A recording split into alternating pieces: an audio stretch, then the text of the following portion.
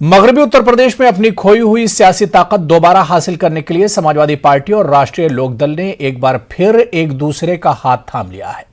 आइंदा असेंबली इंतखाबात के पेश नजर मगरबी यूपी में सियासी मुहिम की शुरुआत मेरठ में मुश्तरका अवामी रैली के साथ की जा रही है। 7 दिसंबर को मेरठ में मुनक्किद होने वाली रैली के लिए दोनों पार्टी के मकामी लीडरान और कारकुनान ने तैयारियों की शुरुआत कर दी है।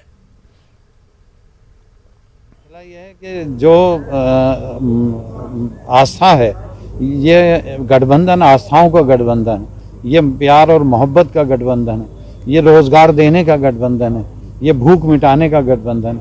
ये वो गठबंधन नहीं है कि जो वक्ती हो जाते हैं और उसके बाद अलग हो जाते हैं। इस तरीके का माहौल बन गया पूरे प्रदेश के अंदर, पूरे देश के अंदर, कि अब सब लोग, जनता जो है परिवर्तन चाहती है, जनता बचना चाहती है। महंगाई से, बेरोजगारी जो किस तरीके से है, तो जनता ने मन बना लिया है कि इस भाजपा को उखाड़ के फेंकना है।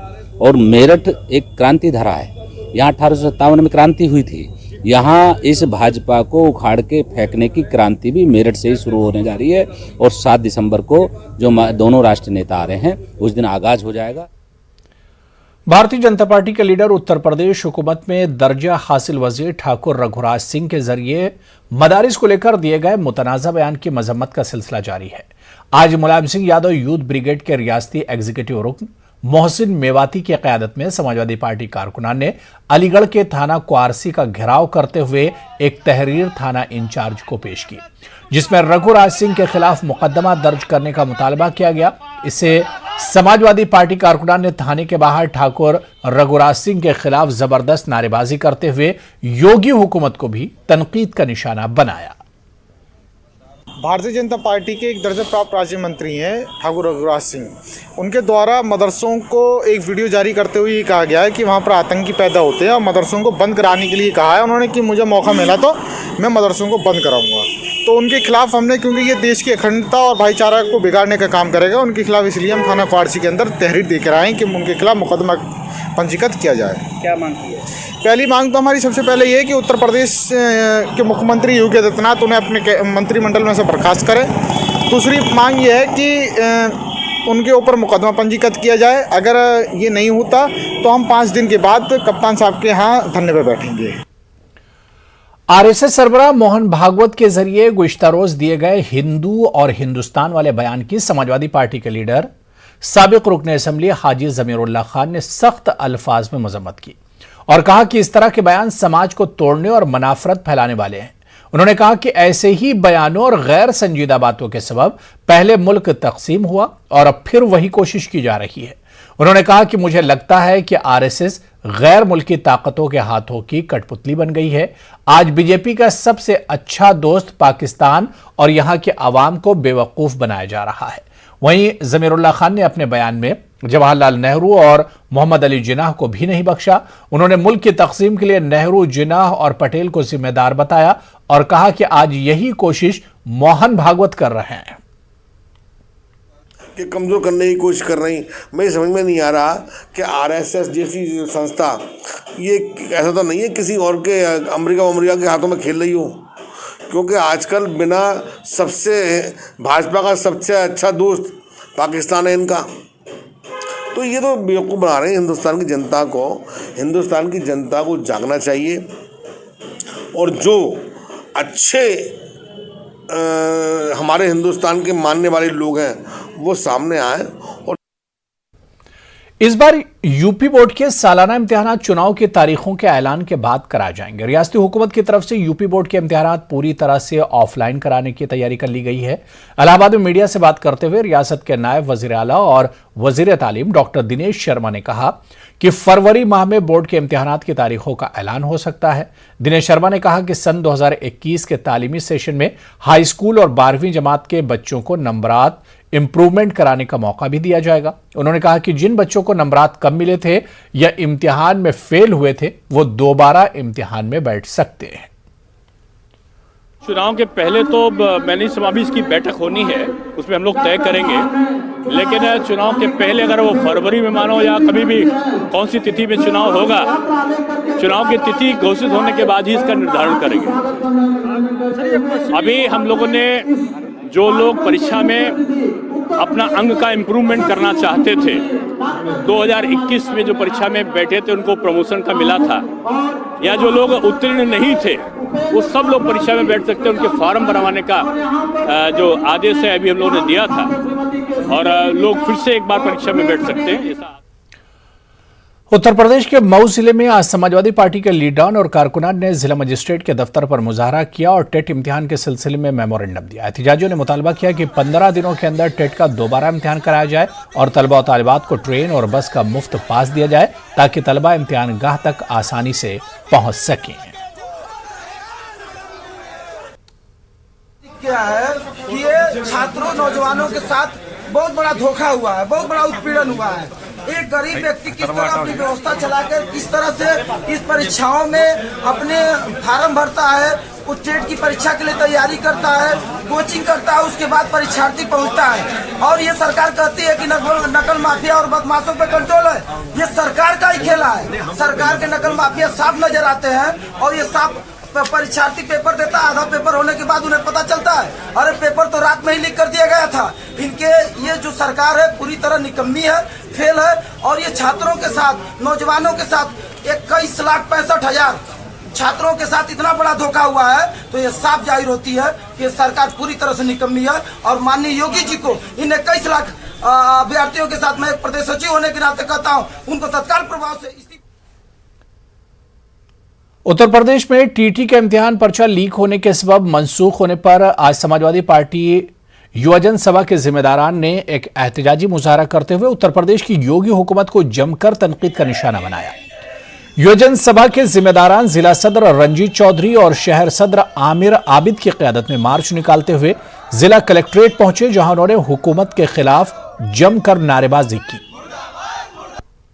परीक्षा स्थगित हुई है, उस मुद्दे को लेकर आज हम लोगों ने यहाँ अलीगढ़ में जिलाधिकारी महोदया के नाम, राज्यपाल महोदया के नाम द्वारा जिलाधिकारी महोदय को एक ज्ञापन दिया है। हम लोग मांग करते हैं कि जो टेट की परीक्षा रद्द हुई है उसमें सरकार जिम्मेदार है। जो परीक्षार्थियों का यात्रा का किराया का जो खर्चा आता है उसको हम लोगों ने मांग की है कि हर परीक्षार्थी को 5-5 हज़ार रुपये किराया दिया जाए और इसके लिए सरकार को अपनी जिम्मेदारी लेना चाहिए।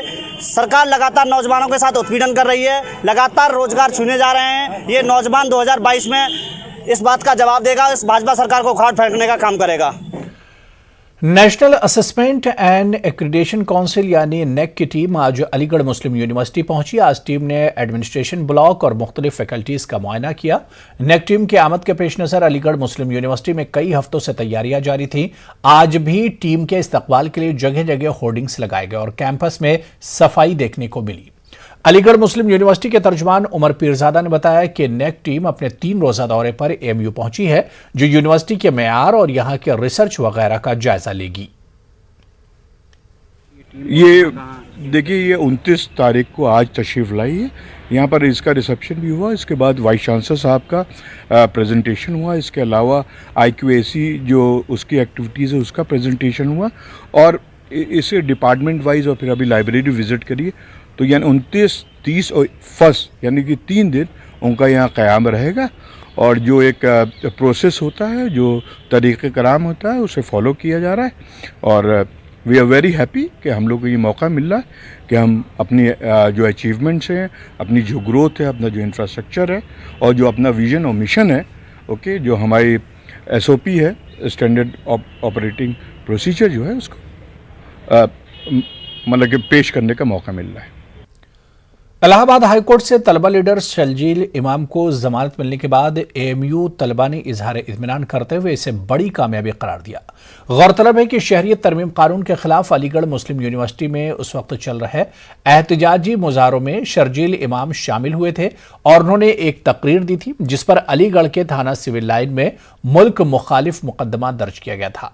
यह मामला जनवरी 2020 का था। इसके बाद शर्जील की गिरफ्तारी हुई थी।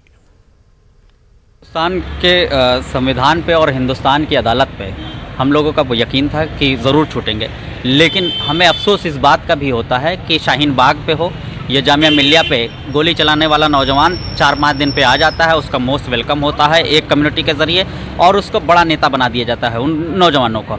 शर्जील इमाम सबसे बड़ी बात ये चीज़ एक खुशी की खबरी है, क्योंकि हाईकोर्ट ने उनको शर्जील इमाम को बेल दिया है। ये बहुत खुशी की बात है, इसलिए क्योंकि वो उनकी जो लड़ाई थी वो थी, उन्होंने एक कॉल किया था चक्का जाम को, लेकिन कुछ इसको डॉक्टरेट करके तमाम एक मुद्दा बना दिया कि उन्होंने आसाम को अलग करने की बात, ये सब तमाम झूठे आरोप लगाए।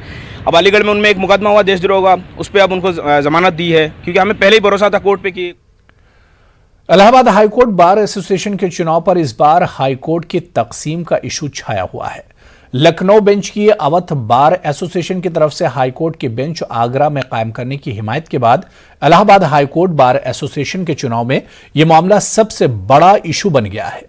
बार एसोसिएशन के चुनाव में खड़े होने वाले तकरीबन तमाम उम्मीदवारों ने अपने वादों में इलाहाबाद हाईकोर्ट की तकसीम की मुखालफत की है। उम्मीदवार हाईकोर्ट की तकसीम किसी भी कीमत पर न होने देने के अपने अज़्म का इजहार कर रहे हैं। ख्याल है कि इलाहाबाद हाईकोर्ट बार एसोसिएशन का चुनाव 1 दिसंबर को होगा, लेकिन कोरोना की सख्त गाइडलाइन के चलते बार एसोसिएशन ने रिवायती चुनाव पर प्रचार न करने का फैसला किया है। जब से मैं इलाहाबाद हाईकोर्ट में आया संयोग से, तो उसके 4 साल पहले से ये व्यवस्था, इसका विरोध हो रहा है। हमारे पूर्वजों ने, जो आज नहीं हैं, बड़े बड़ी हस्तियों ने इसका विरोध किया। और एक चीज़ मैं बता दूं कि इलाहाबाद हाईकोर्ट और एक ऐसी संस्था है जिसका किसी भी प्रकार का विभाजन का मैं विरोध करूंगा। एक हाईकोर्ट, एक स्टेट होना चाहिए, हमारे संविधान में भी इसकी व्यवस्था है। दूसरी चीज़ कि अगर जुडिशरी यूनाइटेड है, मीन्स एक जगह रहती है, तो उसमें करप्शन के चांसेस कम होते हैं और एक उचित न्याय पब्लिक को मिलता है। और मैं पूर्ण रूपेण इसका विरोध करता हूं कि किसी प्रकार का विभाजन करेगी तो सरकार, केंद्र सरकार और राज्य सरकार दोनों का मैं। रियासत के वजीर कानून ब्रजेश पाठक ने यशोदा अस्पताल नेहरू नगर गाजियाबाद में IVF सेंटर का इफ्तिताह किया। इस मौके पर यशोदा हॉस्पिटल IVF फाउंडेशन के डॉक्टर गौरी अग्रवाल ने बताया कि यशोदा हॉस्पिटल गुज़िश्ता 6 साल से IVF ट्रीटमेंट कर रहा है। यशोदा अस्पताल के अंदर ही IVF सेंटर बनाया गया है, जहां बे औलाद जोड़ों को बेहतरीन इलाज मिलेगा। यशोदा हॉस्पिटल में सीड्स ऑफ इनोसेंस ऑलरेडी 6 साल से चल रहा था। हम लोग यहाँ पे IVF कर रहे थे और IVF हमारी अपनी 14 ब्रांचेस ऑलरेडी अक्रॉस हैं। लेकिन यहाँ पे क्योंकि अब हमें रियलाइज़ होता है कि IVF को फीटल मेडिसिन एंड जेनेटिक्स की बहुत ज़्यादा ज़रूरत है, बिकॉज बहुत सारे पेशेंट्स आते हैं जिनको अपने में कोई जेनेटिक प्रॉब्लम है, या उनके पहले बच्चे में प्रॉब्लम्स हैं, या फिर उनका बार बार IVF फेल हो रहा है, या बार बार उनको अबॉर्शंस हो रहे हैं। इस केस में जेनेटिक टेस्टिंग, एम्ब्रियोज यानी भ्रूण की करना IVF में बहुत आवश्यकता होती है, और इसलिए ये पहला जेनेटिक सेंटर है जो मालवीय नगर दिल्ली और यहाँ यशोदा हॉस्पिटल में सीड्स ऑफ इनोसेंस में हमने स्थापित किया। यशोदा हॉस्पिटल से ये चिकित्सा के क्षेत्र में, स्वास्थ्य के क्षेत्र में बहुत अच्छा काम कर रहा है। इन्होंने उच्च स्तरीय वर्ल्ड क्लास की चिकित्सा व्यवस्था NCR में उपलब्ध कराई है। मैं अरोड़ा साहब को, उनके परिवार को बहुत बहुत बधाइयाँ देता हूँ और शुभकामनाएं देता हूँ, आभार प्रकट करता हूँ। इसके अलावा जो आज जिस सेंटर का उद्घाटन हो रहा है, जो निसंतान दंपति हैं वो तरह तरह के तरीके अपनाते हैं, लेकिन एक बहुत अच्छे ढंग से, व्यवस्थित ढंग से इस सेंटर का आज उद्घाटन हुआ है। कोरोना वायरस के नए वेरिएंट ओमिक्रॉन ने आज एक बार फिर दुनिया भर में दहशत का माहौल पैदा कर दिया। यूरोप और अफ्रीका के कई ममालिक में इस नए वेरिएंट के तेजी से फैलने के बाद पैदा हुए नए खतरे से निपटने के लिए हिंदुस्तान में भी हुकूमत ने नई हिदायत जारी की हैं। गाइडलाइन के तहत मेरठ में भी महकमा सेहत और जिला इंतजामिया ने एहतियाती तदाबीर के पेश नजर बाहर से आने वालों पर नजर रखना शुरू कर दिया है। महकमा सेहत की जानिब से कोविड टेस्ट के साथ जीनोम सीक्वेंसिंग के लिए भी सैंपल भेजे जाने की तैयारी की गई है। हाँ, जो भी हमारे फॉरेन नेशनल्स आते हैं, डेटा हमारे पास आता है, हमसे शेयर किया जाता है स्टेट के द्वारा, और उन सभी लोगों की हम कोविड टेस्टिंग कराते हैं। और अगर पॉजिटिव आता है, जो कि अभी तक कोई पॉजिटिव नहीं आया है, तो उसकी जो भी है, जो अगर पॉजिटिव आएगा तो उसकी जीनोम सीक्वेंसिंग के लिए सैंपल भेजा जाएगा। और जितने भी सतर्कता और बढ़ा दी गई है, जैसे कि रेलवे स्टेशन पे भी हम पहले से भी, और बस स्टैंड पे भी पहले से जो लोग आ रहे थे दूसरे प्रदेशों से, उनकी भी हम टेस्टिंग कर रहे थे। निगरानी समितियां हैं, उनको एक्टिवेट और कर दिया है, जैसे कि जो इलाके के अंदर दूसरे प्रदेश से भी लोग आए हुए हैं उनकी भी टेस्टिंग कराई जाए।